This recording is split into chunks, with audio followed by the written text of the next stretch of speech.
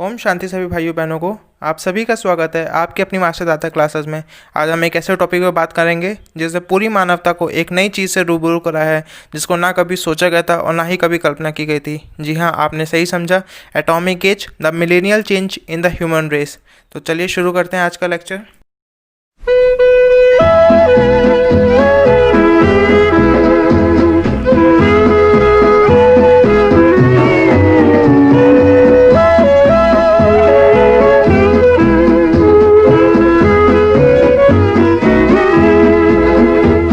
This world is at a tremble with its strength and mighty power. They're sending up to heaven to get the brimstone fire. Take warning, my dear brother, be careful how you plan.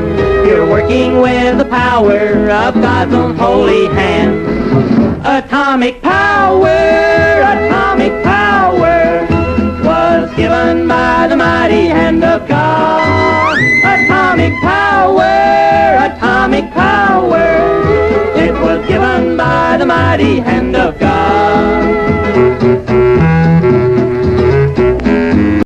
अब हम बात करते हैं वो कौन कौन से discovery हुई थी जिसकी वजह से एटॉमिक एज की बिगनिंग हुई। सबसे पहले डिस्कवरी ऑफ इलेक्ट्रॉन, लेकिन उससे पहले डेमोक्रिटस ने ऑलरेडी डिस्कवर कर दिया था एटम के बारे में 450 BC में। फिर 2000 साल बाद डाल्टन ने फिर एक थ्योरी लाए थे डेमोक्रिटस के डॉक्यूमेंट्स को एक्सेस करते हुए। उन्होंने कहा था everything is composed of atom से, हर चीज़ एटम से बनी है और एटम को हम फर्दर डिवाइड नहीं कर सकते। उसके बाद 80-90 साल बाद इलेक्ट्रॉन की डिस्कवरी होती है, जे थॉमसन 1897 में की थी। आपने फेमस स्कूल डेज में पढ़ाई होगा, उनका जो फेमस था प्लम पुडिंग मॉडल या फिर वाटरमेलन मॉडल था, तो उसको हम डिटेल में नहीं डिस्कस करेंगे, वो हमारा टॉपिक नहीं है। फिर उसी बार फिर जे टाउनसेंड और रॉबर्ट मिलिकन ने चार्ज और मास की डिस्कवरी की थी। फिर रेडियो एक्टिविटी की बात करते हैं 1895 में हेनरी बैकरल ने रेडियो एक्टिविटी की डिस्कवरी की। उन्होंने 3 तरह के रेडियो एक्टिविटी हुई थी, लेकिन उनको डिस्टिंग्विश नहीं कर पाए थे कि कौन कौन सी हैं।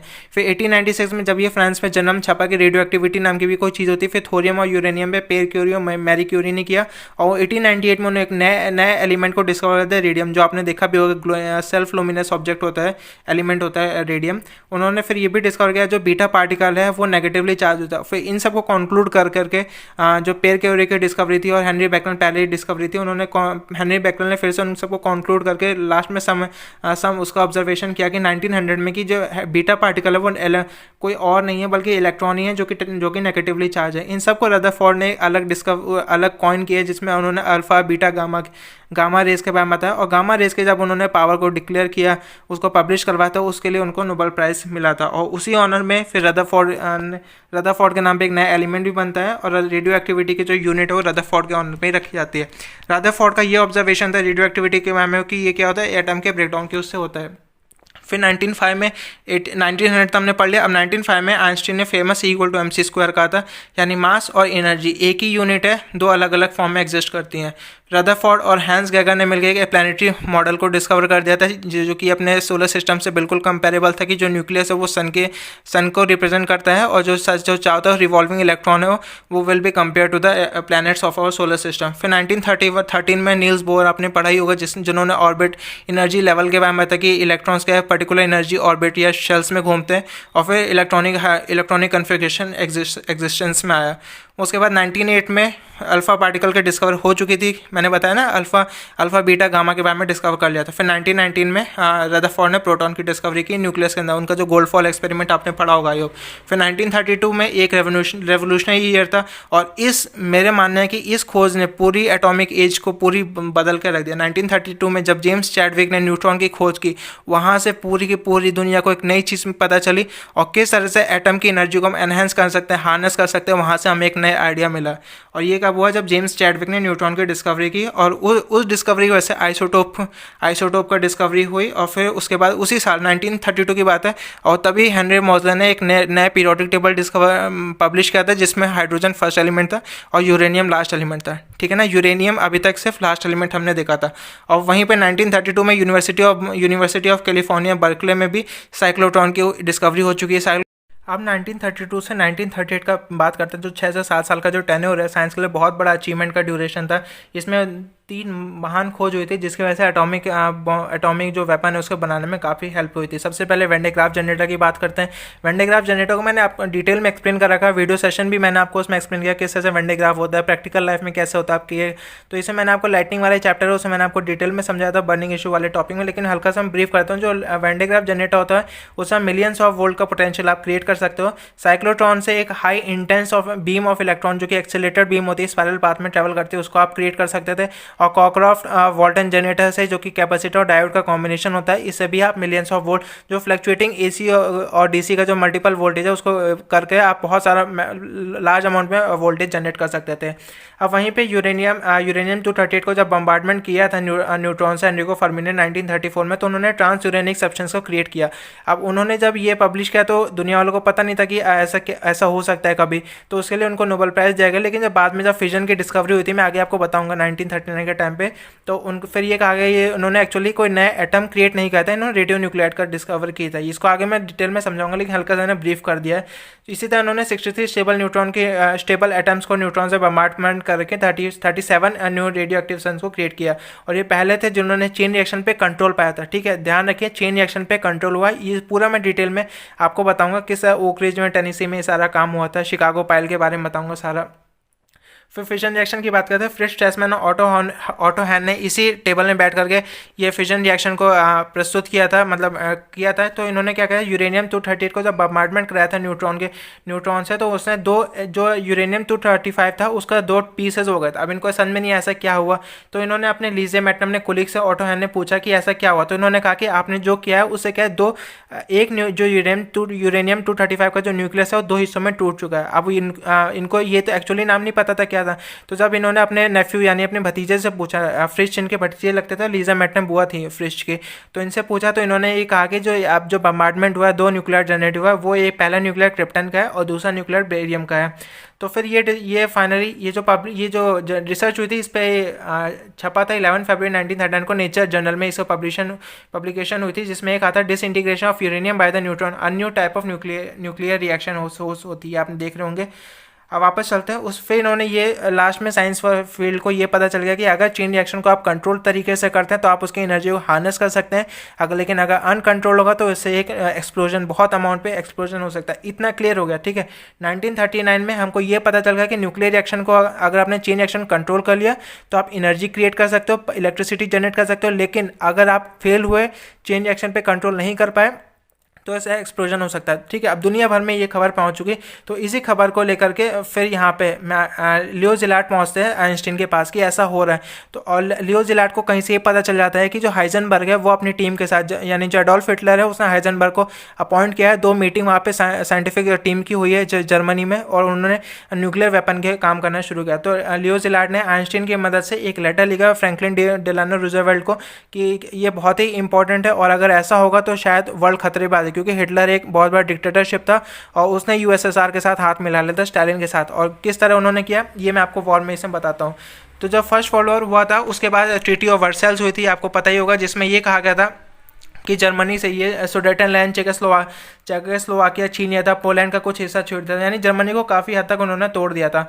उसके बाद जब जर्मनी ने सुडेटनलैंड को जब वापस एक्वायर किया तो उसके लिए युद्ध कर दिया, तो उन्होंने चेकोस्लोवाकिया वाला पूरा एरिया उन्होंने कैप्चर कर लिया, और साथ ही साथ सुडेटनलैंड तो उन्होंने ले लिया, और उन्होंने फिर पोलैंड की तरफ भी बढ़े थे। लेकिन फिर पोलैंड को यूके और जो फ्रांस है उन्होंने कमिटमेंट कर रखे थे कि कोई भी दिक्कत होगी हम आपकी हेल्प करेंगे। तो जब जर्मनी ने यहाँ से पोलैंड की तरफ मतलब वॉर छेड़ दिया, और सोवियत भी जर्मनी हिटलर के साथ मिल चुका था, स्टालिन, दोनों ने मिलकर जब पोलैंड की तरफ, पोलैंड के मतलब उधर जो सोवियत है उन्होंने इस्टोनिया, लताविया और लिथुआनिया को कैप्चर कर लिया, और पोलैंड भी इधर से काफ़ी हद तक अंदर घुस चुका था। अब जर्मनी था, और इधर से जर्मनी को फिर वेस्टर्न डायरेक्शन से फ्रांस और इधर ब्रिटेन उस पर मतलब वॉर करते हैं, और इस ऐसे फिर इटली भी बाद में जॉइन कर जाए, और इटली ने फ्रांस पे दावा बोल दिया। तो 4 दिन के अंदर फ्रांस को पूरा का पूरा जर्मनी और इटली ने खींच लिया, अनेक्स कर लिया, समझ है ना। 4 दिन के अंदर फ्रांस खत्म। इसको मैं पूरा डिटेल में एक एक साल का मैं आपको वर्ल्ड वॉर वाले जो वीडियो सेशन आएगा उसमें आपको क्लियर करूंगा। ठीक है। अब ये खबर लेकर के जो हाइजेनबर्ग है वो नील्स बोर के पास जाते हैं कि सर ऐसी बात है, हम नील्स बोर मतलब इनके काफ़ी फ्रेंड थे, इनके गुरु भी मानते थे नील्स बोर को। हाइजेनबर्ग छोटे थे और ये इनको गुरु मानते थे नील्स बोर को। तो नील्स बोर के पास जाते हैं कि सर ऐसी ऐसी बात है, हमने फिजन की हुई थी, क्या एटॉमिक बॉम्ब बनाना सही है? तो इन्होंने ऐसे कुछ किए नहीं, क्योंकि ये भी नहीं चाहते थे कि हिटलर काफ़ी हो, क्योंकि ये भी जूइश से रिलेटेबल थे, जो जूइश कम्युनिटी थी वहाँ से नील्स बोर भी थे, डच थे, तो इनको भी काफ़ी संवेदना थी जूइश के साथ। तो इन्होंने इस पर ज़्यादा हाइजेनबर्ग की हेल्प नहीं की और ये तुरंत इनको भी अक्वायर कर लिया। लेकिन फिर ये स्वीडन किसी तरह भागा। स्वीडन क्या है, स्वीडन है वर्ल्ड वॉर पार्ट में नहीं कहते, एक न्यूट्रल कंट्री की तरह बिहेव करता है। स्वीडन भागा, स्वीडन से ब्रिटेन से होते हुए यूएस भागे और यूएस में इन्होंने एक मीटिंग करी और वहाँ पे इन्होंने कहा कि जर्मनी जो है वो वर्ल्ड वॉर 2 के लिए एक नए न्यूक्लियर वेपन बनाया, तो उसके लिए हमको भी करना चाहिए।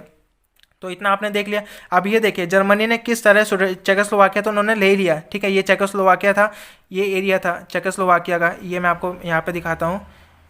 ये चेकोस्लोवाकिया वाला था, ये इन्होंने पोलैंड अनेक्स कर लिया, यहाँ से फिर यूक्रेन तक भी पड़ गया। रशिया ने भी पोलैंड थोड़ा सा एक्वायर किया, नॉर्वे इन्होंने ले लिया, ठीक है। स्वीडन ये न्यूट्रल कंट्री था, फिनलैंड पे भी इन्होंने धावा बोल दिया। इस तरह से जर्मनी काफ़ी, और फ्रेंच तो इन्होंने लगभग पूरा का पूरा तहस नहस कर दिया था फ्रेंच में। तो इस तरह से आप देख सकते हैं वर्ल्ड वॉर 2 में जर्मनी किस तरह से हुआ था। फिर जब ये लेटर आइंस्टीन का लेटर जब फ्रैंकलिन डेलानो रूजवेल्ट के पास जाता है, तो रूजवेल्ट ने एक कमेटी बैठाई, यूरेनियम पे रिसर्च के लिए कमेटी बैठाई।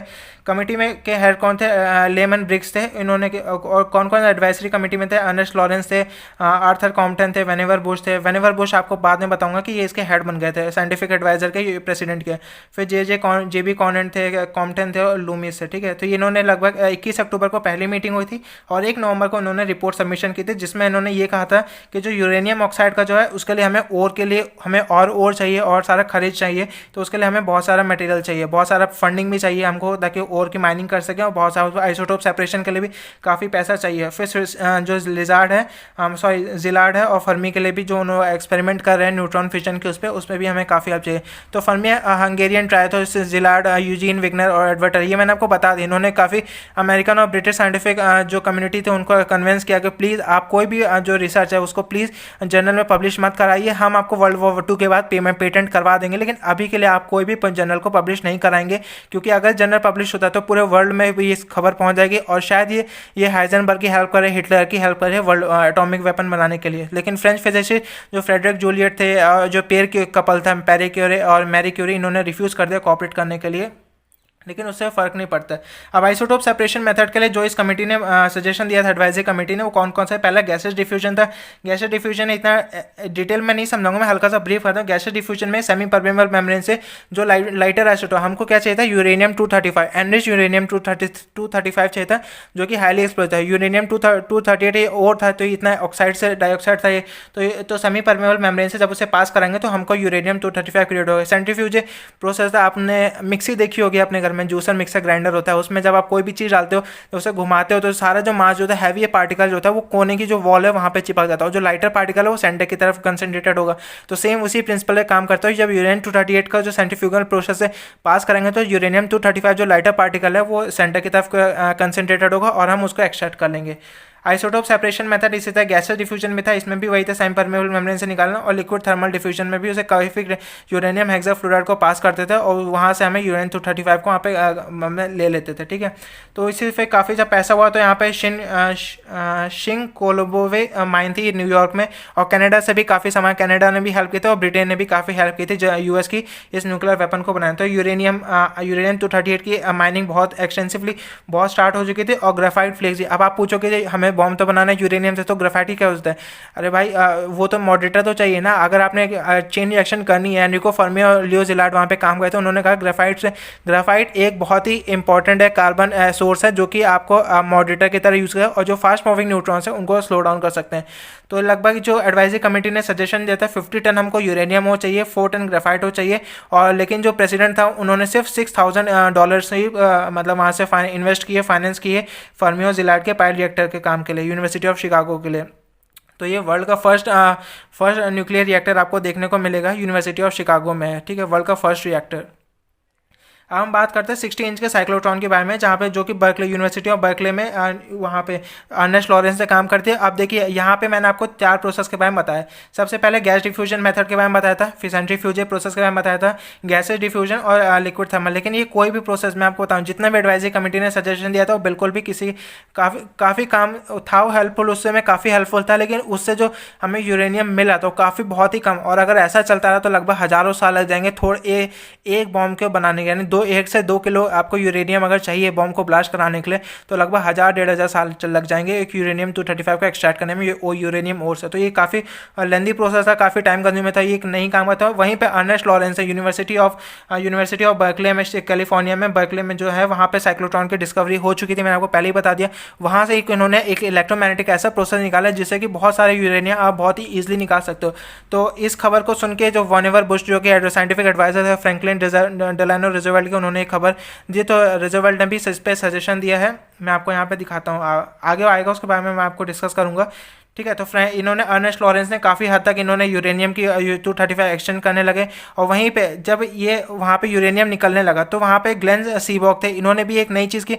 जब यूरेनियम को आप न्यूट्रॉन से बम्बार्डमेंट करेंगे तो एक नए एलिमेंट की खोज हुई, नेपट्यूनियम की एक नई खोज होती है, ठीक है, आपको ध्यान रखना चाहिए नेपट्यून। और उसी के बाद जब नेपट्यूनियम को फिर वो बीटा डिके करेगा, बीटा एमिशन करेगा तो उससे प्लूटोनियम मिलेगा। तो यानी अभी तक हम जिस यूरेनियम के पीछे पड़े थे वो अब अल्टीमेटली कम इंपॉर्टेंट हो गया। अब नया एलिमेंट न्यूज़ में आता है, लाइमलाइट में आता है, वो है प्लूटोनियम। अब प्लूटोनियम कैसे मिलेगा? जब यूरेनियम को बम्बार्ड करेंगे न्यूट्रॉन से, उसे नेपच्यूनियम मिलेगा। नेपट्यूनियम को जब बम्बार्ड करेंगे तो उसे हमें क्या है, प्लूटोनियम मिलेगा। अब प्लूटोनियम पे सबकी नजर है और वहाँ पे यूनिवर्सिटी ऑफ शिकागो में पायल रिएक्टर का काम काफ़ी हद तक शुरू हो चुका था। अब जब उनको ये खबर मिलती कि प्लूटोनियम काफ़ी एफिशिएंट है as compare to 1.7 time efficient है एज़ कम्पेयर टू यूरेनियम, तो अब सारा काम क्या है, सारा जो माइंड है वो लियो जिलार्ड का और जो एनरिको फर्मी का, वो सारा का सारा आपका प्लूटोनियम की तरफ आ गया। अब सारा अब उसी समय मॉड रिपोर्ट आई। मॉड रिपोर्ट क्या थी ये आपको यहाँ पे देखने को मिलेगा। मॉड कमेटी की रिपोर्ट थी, ये ब्रिटिश के द्वारा सेटअप की थी, ब्रिटिशर ने 1948 के स्प्रिंग में सेटअप की थी। इसमें ये रिपोर्ट मतलब कमेटी क्यों बैठाई गई थी, इसका मेन पर्पस है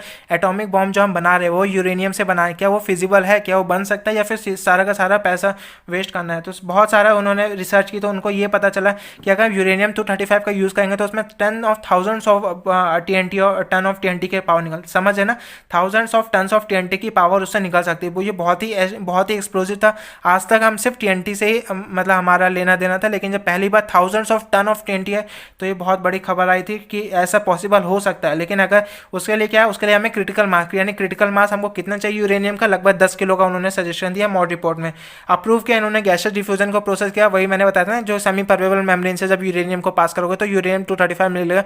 जो लाइटर मॉलिक्यूल है वो इजिली पास करेगा, लेकिन जो हैवी है, जो ओर है, वो वहीं पर रुक जाएगा, यानी छन्नी की तरह रुक जाएगा हैवी मटेरियल। लेकिन उन्होंने प्लूटोनियम प्रोडक्शन को, थर्मल डिफ्यूजन को, इलेक्ट्रोमैग्नेटिक मेथड जो लॉरेंस ने यूनिवर्सिटी ऑफ बर्कले में किया था, सेंट्रीफ्यूज, इसको रिजेक्ट कर दिया। बाद में बताऊंगा कि मॉड रिपोर्ट का कि ये भी फेल होती है, बाद में ये आपको अच्छे से पता चलेगा। Tentative decision to build the bomb.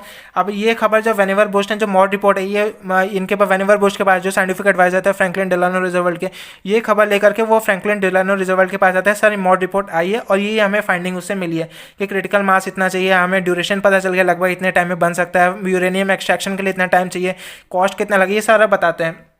तो क्रॉम्पटन कमेटी बैठी थी, तो जो क्रॉम्पटन कमेटी थी वहीं पे जो ठीक है, क्रॉम्पटन कमेटी ने रिजेक्ट कर दिया कि जो मॉड रिपोर्ट है वो काफ़ी हद तक गलत है, हम उससे सेटिस्फाई नहीं है। तो क्रॉम्पटन कमेटी एक अलग से बैठी, उन्होंने कहा जो 10 किलो उन्होंने क्रिटिकल मास किया था, 10 किलो की जरूरत नहीं है, हमें 2 से 10 किलो के बीच में हम उसे कम बना लेंगे और उसके लिए लगभग 50 मिलियन US डॉलर की खर्च होगा।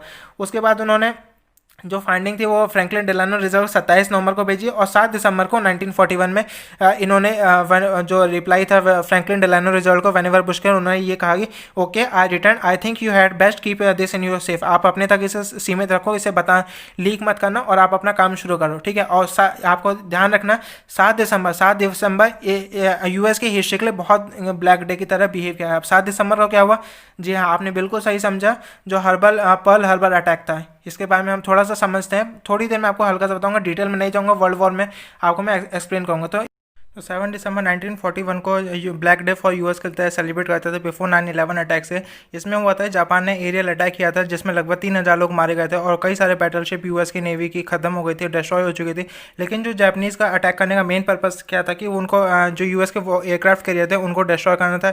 उनको ही क्यों डिस्ट्रॉय करना था? क्योंकि यूएस ने ब्रिटेन नॉर्वे की हेल्प से काफ़ी एरियल अटैक किए थे जर्मनी के ऊपर, जिसकी वजह से जापान ने उसको जर्मनी को बैकअप देने के लिए यूएस में पैसिफिक की तरफ से उनके एयरक्राफ्ट कैरियर को डिस्ट्रॉय करना है। अब उन्होंने शिप से नहीं कर सके क्योंकि जो यूएस की नेवी थी उस समय काफ़ी स्ट्रॉन्ग पोजीशन पे थी, बहुत स्ट्रॉन्ग उसका सर्वेलेंस है, इसलिए उन्होंने लगभग 3 रेड किए थे जिसमें कि तीसरा रेड उन्होंने लास्ट में फेल कर दिया था। इसकी प्रैक्टिस उन्होंने एक नया आइलैंड बनाया था और वहाँ पे उन्होंने बहुत प्रैक्टिस की थी, लो ऑल्टीट्यूड में प्लेन चलाना और वहाँ पे बॉम्ब ड्रॉप करना, काफ़ी प्रैक्टिस की थी। और उसके बाद इन्होंने लगभग यहाँ पे इस प्लान को एग्जीक्यूट किया था पर्ल हार्बर में, जिसकी वजह से यूएस काफ़ी नुकसान हुआ, 3,000 लोग की मौत हो गई। और इस दिन से जो प्रेसिडेंट थे प्रेसिडेंट फ्रैंकलिन डिलानो रूजवेल्ट, उन्होंने ओपन चैलेंज कर दिया था जापानीज़ को अटैक के लिए और साइलेंटली सीक्रेटली उन्होंने परमिशन दे दी थी जो वहाँ के जो वेनेवर बुश थे उनको एक बॉम्ब बनाने के लिए। ठीक है, अभी तक रिसर्च चल रही थी university of Chicago, university of California में, लेकिन अब मेन पर्पस सोल पर्पस क्या हो गया था? सिर्फ और सिर्फ आपको बॉम्ब बनाना है जो कि जर्मनी में गिराएंगे और अगर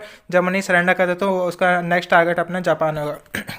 अब यूरेनियम रिसर्च के लिए लॉरेंस सक्सेसफुल हो चुके, मैंने आपको बता ही दिया। ये खुशी वॉनेवर बुश ने वहाँ पे भेज दी थी प्रेसिडेंट फ्रैंकलिन डिलानो रूजवेल्ट को। 11 मार्च को उनका रिप्लाई आता है कि ठीक है, बहुत अच्छी बात है, लेकिन आप with in the time period के आप उसको डेवलप कर दीजिए। और जितने भी बाकी प्रोसेस हो काफ़ी हद तक फेल होने लगे थे। अब अभी तक हमने सिर्फ रिसर्च करते। अब हमारा मेन पर्पस जो प्रेसिडेंशियल ऑर्डर आ चुका था कि आपको बॉम्ब बनाना है, तो उसके लिए हमने यूएस के जो कॉलोनल थे उनको मार्शल को अपॉइंट किया था, लेकिन काफ़ी वो टिक्का टिप्पणी करते थे, साइंटिस्ट के काम पे काफ़ी रोक टोक करते थे, उनको काम नहीं कर पाते। उन्होंने साइंटिस्ट ने कहा था हमको ओक रिज टेनेसी खरीदना है, एक आइलैंड खरीदना जहाँ पे हम इसमें पूरा लेबोरेटरी सेटअप करके एक साथ सारे साइंटिस्ट एक जगह बैठ करके सारा काम करेंगे। अलग अलग यूनिवर्सिटी में थे, लेकिन उन्होंने मना कर दिया। काफ़ी प्रॉब्लम हुई, उनके साथ नहीं बनी थी। तो फिर नेक्स्ट जनरल लेस्ली ग्रूफ को अपॉइंट किया गया था। इन्होंने पेंटागन सिक्योरिटी के लिए वो चीफ इंजीनियर के तरह इन्होंने काम किया था पेंटागन के टाइम पे, कंस्ट्रक्शन के ड्यूरेशन पे। तो अब इनको ब्रिगेडियर भी प्रमोट कर दिया और उनको नेक्स्ट उनका जो प्रोजेक्ट दिया था वो मैनहट्टन इंजीनियरिंग डिस्ट्रिक्ट का। अभी मैनहट्टन इंजीनियरिंग डिस्ट्रिक्ट आपको यहाँ फोटो में दिख रहा होगा, ये लंदन की एक बिल्डिंग में करना था। ठीक है, जिसका 18th फ्लोर पे अपॉइंट किया था मैनहट्टन इंजीनियरिंग डिस्ट्रिक्ट को। और ये मैनहट्टन को मतलब लंदन में जगह है, उसी नाम से इसको दिया गया था मैनहट्टन पापा, और इसको यूएस से शिफ्ट कर दिया था लॉस एलमोस में। आगे मैं आपको नेक्स्ट वीडियो में बताऊंगा इसको डिटेल में। ठीक है, अब सितंबर 1942 में जनरल लेस्ली ग्रूफ को अपॉइंट किया गया था मैनहट्टन इंजीनियरिंग डिस्ट्रिक्ट का डायरेक्टर के लिए, जो हेड होगा उसके लिए। फिर ये कई सारी यूनिवर्सिटीज़ में घूमते हैं, यूनिवर्सिटी ऑफ शिकागो, बर्कले में, उधर MIT में जाते हैं, कई बहुत सारी यूनिवर्सिटी हैं यूएस में। ब्रिटेन जाते हैं, कनाडा में भी कई जगह जाते हैं, वहाँ पे उनको करते हैं। वहाँ पे फिर एक वहाँ पे 1200 टन अब लगभग यूरेनियम और को भी वहाँ से कलेक्ट करते हैं कनाडा से और स्टैंटन आइलैंड में उसे डिपॉजिट करवाते हैं। ओक रिज टेनेसी सबसे पहले ये ओक रिज टेनेसी खरीदते हैं। यहाँ पे 4 प्रोडक्शन प्लांट इनको सेटअप करने थे। रॉबर्ट ओपनहाइमर, कई सारे जो यूनिवर्सिटीज़ के जो हेड्स, जो टीचर्स है, फैकल्टीज से, साइंटिस्ट, उन्होंने सजेस्ट किया कि रॉबर्ट ओपनहाइमर एक यंग टैलेंटेड लड़का है और उसको अपॉइंट करना चाहिए as the head of the bomb research and design laboratory, क्योंकि वो काफ़ी कन्विंसिंग थे, किसी भी बात को मनवा लेते थे किसी से ईजिली, उनका फ्रेंडली नेचर था, काफ़ी पेशेंस से काम थे। और जबकि बाकी जो साइंटिस्ट है वो काफ़ी थोड़ा चिढ़ आता था क्योंकि काफ़ी बड़े रेप्यूटेड थे, नोबेल प्राइज़। तो इनके रॉबर्ट ओपनहाइमर के लिए भी काफ़ी चैलेंजिंग था नोबेल प्राइज़ विनर्स के साथ काम करना, जबकि इनको ऐसा कोई भी अचीवमेंट अभी तक हासिल नहीं हुआ था। अप्रूवल बॉम्ब की मिल चुकी थी। ठीक है, अब इसके लिए वो ग्रूव्स ने एक लुइस कमेटी बैठाई थी जो कि MIT के साइंटिस्टों की टीम थी। तो इन्होंने सजेशन दिया, रिकमेंडेशन के जो शिकागो पाइल बने, यानी शिकागो में जो आपको बताया था ना एनरिको फर्मी और लियो जिलार्ड जो काम कर रहे थे, उसको शिफ्ट करके आपको यहाँ ओक टेनेसी में लाना चाहिए। लेकिन 19 दिसंबर को S1 का एग्जीक्यूटिव कमेटी बैठी और इन्होंने इनकी जो रिपोर्ट है उसको रिजेक्ट कर दिया। उन्होंने कहा कि हम अपनी नई कमेटी बैठाएंगे और उन्होंने कहा कि बिलीविंग दैट द यूरेनियम 235 में ज़्यादा एक्सप्लोजिव पावर है परमिटेड प्लूटोनियम से। ठीक है, समझ है ना, उल्टा हो रहा है अभी। ठीक है, S1 एग्जीक्यूटिव कमेटी बैठी अभी तक उन्होंने, ठीक है, जो वहाँ पे लियो जिलार्ड जो काम करते हैं प्लूटोनियम पे, उसको MIT कमेटी ने कहा कि इधर लेके आओ, लेकिन जो S1 एग्जीक्यूटिव कमेटी ने कहा नहीं, अब प्लूटोनियम को थोड़ी देर रोक दो, हम यूरेनियम पे काम करेंगे। ठीक है, अब उल्टा हो रहा है। प्रेसिडेंशियल उसके लिए उन्होंने जो प्रेसिडेंट थे उन्होंने लगभग $2 मिलियन के कर दिए। और फिर नेक्स्ट 18 नवंबर को MIT की मीटिंग है, 19 नवंबर का ड्यू पॉइंट जो कंस्ट्रक्शन कंपनी है उसको बुलाते हैं यहाँ पे, ताकि यहाँ पे कंस्ट्रक्शन ओक रिज टेनेसी में कंस्ट्रक्शन काम स्टार्ट हो चुके हैं। ये उसके प्रेसिडेंट है वॉल्टर कारपेंटर।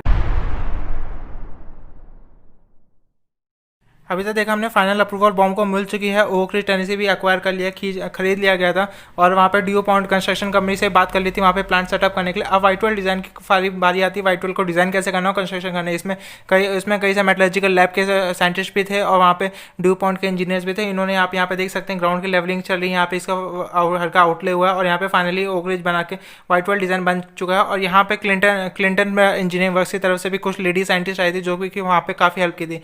यहाँ आपको दिख रहा है किस तरह से कॉलम खड़े किए जा रहे थे। यहाँ पे एक रेलवे ट्रैक की तरह, रेस ट्रैक की तरह लगभग यहाँ दो खड़े किए थे। इलेक्ट्रोमैग्नेटिक प्लांट खड़ा किया था, अल्फा रेस ट्रैक और बीटा रेस ट्रैक। यहाँ पे जो लॉरेंस की बात की थी मैंने, इलेक्ट्रोमैग्नेटिक प्रोसेस से यूरेनियम प्लूटोनियम एक्सट्रैक्ट करने का जो सबसे एफिशिएंट प्रोसेस था वो यहाँ पे सेटअप किया और एक गैस डिफ्यूजन प्लांट को सेटअप किया था K25 में नियर द क्रिंच रिवर। और ये आपको मैंने बताया था किस तरह से सेमी पर्यावरण मेमोरी से मैंने पीछे डिस्कस कर दिया था, तो उसी को मैंने यहाँ पे हाईलाइट किया है।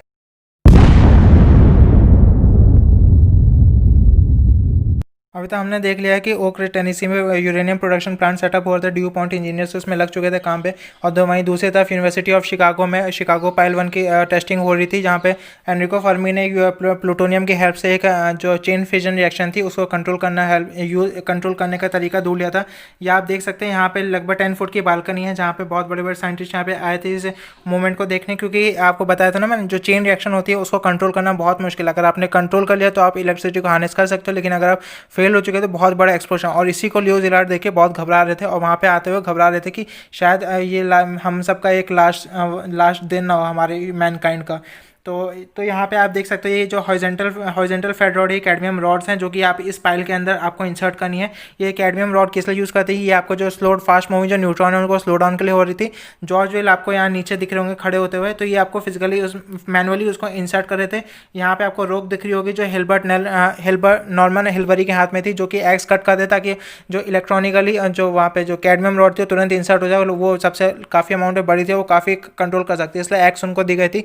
और अल्टीमेटली जब सारे तरीके फेल हो जाते तो लास्ट में लिक्विड कैडमियम सॉल्यूशन था, सॉल्ट सॉल्यूशन था, जिसको स्प्रेड करके उसको कंट्रोल में, उसका डेप्थ में नहीं जाऊंगा किस तरह से हुआ था, लेकिन मैं ये बता दूं कि बस इस तरह इन सब की हेल्प से यहाँ पे मतलब ये इस पे कंट्रोल कर पाए न्यूक्लियर रिएक्टर। और फाइनली वो दिन आ चुका था जब हमने एक एटम की एनर्जी से लगभग हाफ वॉट की अपने पावर जनरेट कर ली। ठीक है, एक एटम की हेल्प से, एक न्यूक्लियर फिजन से हमने हाफ वॉट बल्ब जलाने की हमने एनर्जी को हार्नेस कर लिया है।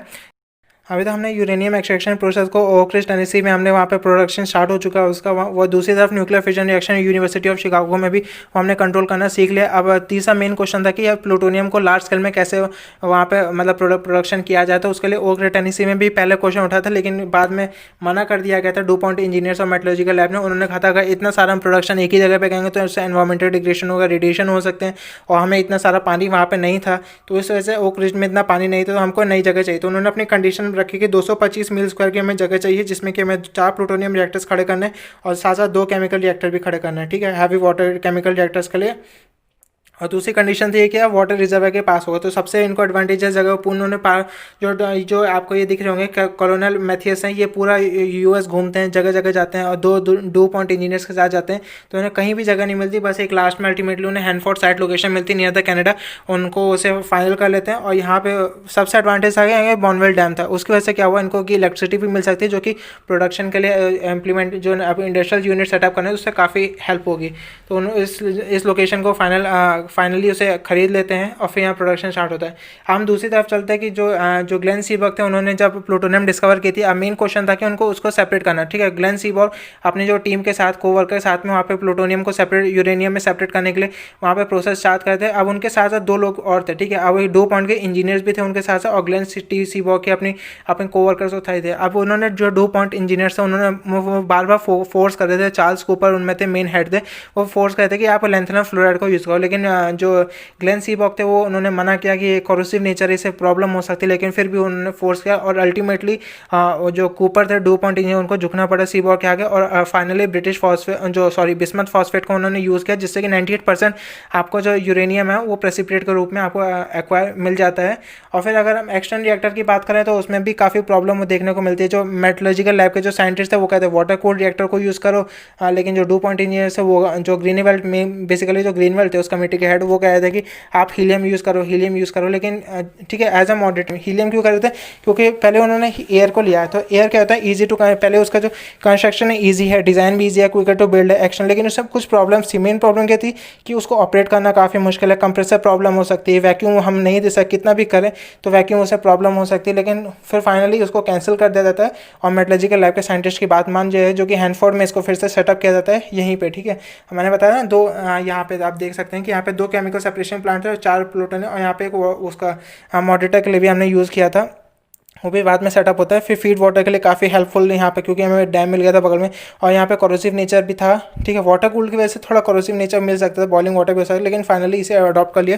तो अब फाइनली हमें यहाँ पे सारे हैंडफोर्ड में अब 4 प्लूटोनियम रिएक्टर वाटर कूल्ड जो आपका मॉडरेटर के लिए यूज़ हो रहा था वहाँ पर प्रोडक्शन हो रहा था, और 2 केमिकल सेपरेशन प्लांट ग्लेन सीबॉग के अंडर में काम कर रहे थे, और वहीं ओक रिवर टेनेसी में यूरेनियम प्रोडक्शन प्लांट सेटअप हो रहा था।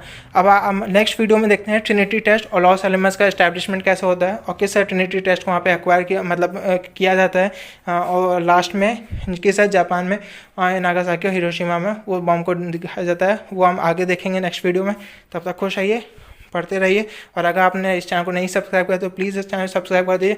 और ये वीडियो का अगर कंटेंट आपको अच्छा लगा, मेरी मेहनत आपको सही लगती है, तो आप इस चैनल को आप लाइक कर सकते हैं और इसे शेयर कर सकते हैं। Thank you, bye bye and ओम शांति।